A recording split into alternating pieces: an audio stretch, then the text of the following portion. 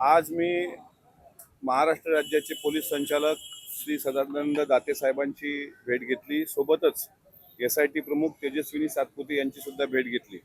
त्या भेटीमागचं कारण असं होतं की लोकनेते आदरणीय अजितदादा पवार साहेब यांच्या विमानाच्या अपघाताला 4 महिने उलटून गेल्यानंतर सुद्धा अद्यापही तपास कार्याला गती का नाही, अद्यापही CCTVचं जे काही महाराष्ट्र CCTVच्या बाबतीत विचारतोय त्याबाबत सध्याचं स्टेटस काय आहे.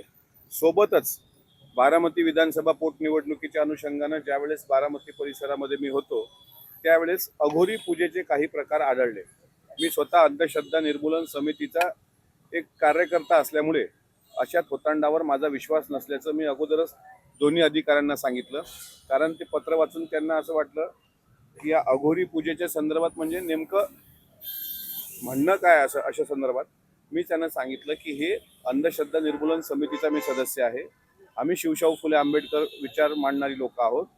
पण अजितदादांच्या विमान अपघाताच्या 3 महिन्यापूर्वीपासून जे काही प्रकार घडले त्यामध्ये काही भोंदूबाबा खरातच्या आश्रमात घडलेले प्रकार, त्यानंतर गोजूबावीच्या परिसरात घडलेले प्रकार, दादांचा काटेवाडीच्या बंगल्याच्या मागच्या साईडला घडलेले प्रकार आणि या सगळ्या प्रकाराच्या अनुषंगानं मी एक पत्र दिलंय की अजितदादांच्या विमान अपघाताच्या अनुषंगाने अघोरी पूजेचा संदर्भ हा कॅप्टन अशोक खरात भोंदूबाबा जो आहे त्याच्या आश्रमाशी संबंधित आहे का याबाबत चौकशी झाली पाहिजे.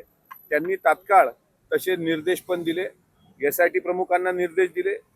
पाषाणला जे अधिकारी आहेत पुण्याला ज्यांच्या अंडरमध्ये हे सगळं तपास यंत्रणा लागलेली आहे त्यांना सुद्धा त्यांनी तसे निर्देश दिले. मी सदानंद दाते साहेबांचं मनापासून आभार व्यक्त करतो की त्यांनी अत्यंत चांगला प्रतिसाद दिला आणि अघोरी पूजेच्या अनुषंगानं आता तो तपास व्हावा असे आदेश त्यांनी निर्गमित केले. तुम्ही काही पुरावे आज देणार होते, असे काही पुरावे तुम्ही दिलेले आहेत या निवेदनासोबत? मी काटेवाडी खताळपट्टा परिसरात जे उलटं बोकं टांगून त्याच्या खाली अघोरी पूजा झाली, विद्याप्रतिष्ठानच्या परिसरामध्ये, सहयोग बंगल्याच्या परिसरामध्ये, त्याच्यानंतर देवगिरी बंगल्याच्या भोवती असे जे काही प्रकार मला आढळले त्याचे सगळे फुटेज मी त्यांना दिलेले आहेत. आणि आता एक पेन ड्राईव्ह सुद्धा मी लवकरच त्यांना देणार की मला ज्या ज्या काही गोष्टी आढळल्या. फक्त विनंती अशी राहील की तपास करायला आणखी गती यावी, महाराष्ट्राच्या समोर सत्य यावं आणि जर हा अपघात असेल तर तो अपघातच आणि जर तो घातपात असेल आणि त्याच्या मागे जर खरात प्रकरण असेल तर त्या अनुषंगानं त्याची चौकशी व्हावी. मग या अघोरी पूजा संदर्भात त्यांनी जरी आदेश निर्गमित केले असले तरी समिती एक स्पेशल गठीत करण्यासंदर्भात देखील तुम्ही आग्रही राहणार आहात? नाही, SIT प्रमुख ज्या सातपुते मॅडम आहेत त्यांना आम्ही हेच सांगितलं का तपास यंत्रणा तुमच्या अध्यक्षतेखाली आहे आणि खरात हा तुम्हीच अटक केलेला आहे म्हणून त्याची चौकशी करताना तुमचे कोणते भक्त बारामतीमध्ये होते का, त्यांनी हे सगळं घडून आणलंय का? कारण बाहेरच्या लोकांची हिंमत नाही आहे बारामतीमध्ये जाऊन अघोरी पूजा करण्याची. त्यामुळे बारामतीतली काही लोक त्याला सहकार्य करत होती का ह्या अनुषंगानं तपास झाला पाहिजे. आता याच्यामध्ये जर एका महिन्यात फारसा सकारात्मक प्रतिसाद मिळाला नाही तर मग माझं पुढचं पाऊल हे मी त्यावेळेस सांगणार. पण तुर्तास इतकं सांगतो की आता मी सुद्धा अजितदादा न्याय संघर्ष यात्रा याची घोषणा मागं म्हणजे जस्टिस फॉर दादा अशी घोषणा आपल्या सर्वांसमोर केली होती आणि उद्या त्या संदर्भात उद्या किंवा परवा मी माझ्या जिल्ह्याला सविस्तर पत्रकार परिषद घेणार आहे आणि त्याचं स्वरूप कसं असेल, ती यात्रा कशा करता असेल आणि या यात्रेच्या माध्यमातून जनतेसमोर सत्य आणण्याचा किंवा अजितदादा प्रेमी जो कोणी वर्ग आहे, कारण आता मला तपास यंत्रणा जी डील करतायत या तपासामध्ये, तपास यंत्रणा ज्या पद्धतीनं जो तपास पुढे यायला पाहिजे त्याबाबत स्पष्ट बोलताना दिसत नाही. त्यामुळे आता लोकांमध्ये जाऊनच हा लढावा लागेल असं चित्र मला दिसतंय. तपास यंत्रणेने अत्यंत मला असं वाटते संत गतीने हा तपास केला. त्यामध्ये महाराष्ट्रातला कुठलाही अजितदादांवर प्रेम करणारा पक्षाच्या पलीकडचा माणूस समाधानी नाही आहे आणि म्हणून ती यात्रा सुद्धा मी लवकर काढणार आहे. त्याची घोषणा सुद्धा मी 2-3 दिवसात करणार. CBIच्या तपास यंत्रणेसंदर्भात सुद्धा चर्चा केली पण तशी काही समाधानकारक उत्तरं मला मिळालेली नाही. म्हणजे CBI चौकशी झाली पाहिजे हे पत्र मी पण दिलं होतं. आदरणीय सुनेत्रा वहिनींनी हे पत्र व्यवहार केला होता. सर्वांनी आपापल्या पद्धतीने हा पत्र व्यवहार केला पण त्याचं सुद्धा अद्यापही फलित झालं असं मला वाटत नाही. तुम्ही विविध पोलीस स्टेशन देखील गाठली होती FIR दाखल करण्यासाठी, त्या ठिकाणी तुम्हाला FIR दाखल करू दिले नाही. या संदर्भात गोष्टी ज्या आहेत त्या दाते सरांसमोर नाही, दाते सरांसमोर आणि सातपुते मॅडम समोर मी फक्त अघोरी पूजेच्या अनुषंगाने जो खरात बाबा तुम्ही अटक केलाय त्याच्या भक्त संप्रदाय याच्या मागे कारणीभूत आहे का याची चौकशी करण्यासंदर्भातच आजची भेट घेतलेली आहे. जे लिंक्स होते खरात प्रकरणामध्ये त्यामध्ये प्रतिभा चाकणकर यांची ईडीनं काल परवा जी आहे चौकशी केलेली आहे आणि या सगळ्याच 6 ते 8 तासांची ही चौकशी झाली एक दिवशी. त्याच दरम्यान ईडीच्या चौकशीमध्ये 50 लाख रुपये जे आहेत ते प्रतिभा चाकणकर यांच्या खात्यावर आल्याचं कळतंय. मात्र ह्या सगळ्याकडे कसं पाहतो? मनी लॉन्ड्रिंग प्रकरण असेल किंवा त्या संदर्भात जर ईडीने चौकशी लावली असेल तर मला असं वाटते ते तपासात सिद्ध होईल.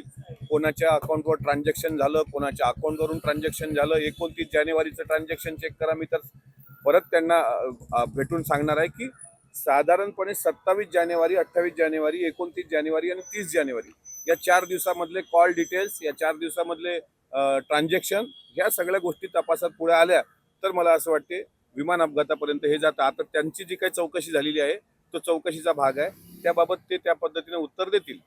अजित पवारांच्या या सगळ्याच अपघाताच्या दिवशी तुम्ही जसे सीसीटीव्हीची मागणी केली होती, दादा बंगल्यातून निघाल्यापासून विमानात बसेपर्यंत या संदर्भात काही त्यांनी सांगितलं? त्यांच्या हाती तरी हे सीसीटीव्ही लागलेले आहेत का? मी आता ज्यावेळेस दाते सरांना ह्या बाबतीतच विचारलं, त्यांनी मला एडीजी CID ऑफिस पुणे हा ॲड्रेस दिलाय आणि एडीजी साहेबांना मी स्वतः पुण्याला सुद्धा भेटायला जाणार आहे. तपास त्यांच्या अध्यक्षतेखाली होतोय, त्यामुळं CCTV संदर्भात म्हणजे माझ्या मनात जे प्रश्न होते ते प्रश्न सदानंद दाते सरांना पण ते वाटले की हे विचार करण्यासारखे प्रश्न आहेत, म्हणून त्यांनी CID ऑफिसचा नंबर वगैरे दिलाय. त्यात मी पुण्याला जाऊन पाषाणला जिथे ते ज्यांच्या अध्यक्षतेखाली हा तपास सुरू आहे तिथे भेटेल. कारण मी त्यांना म्हटलं का खरात बाबांचे हजारो CCTV सापडलेत अँटी चेंबरमधले, पण दादांचा विमानात बसण्याचा CCTV का सापडला नाही? विमानात बसण्याचा, मी देवगिरीचा CCTV पण म्हणणार नाही आता, पण निदान विमानात बसण्याचा सुद्धा.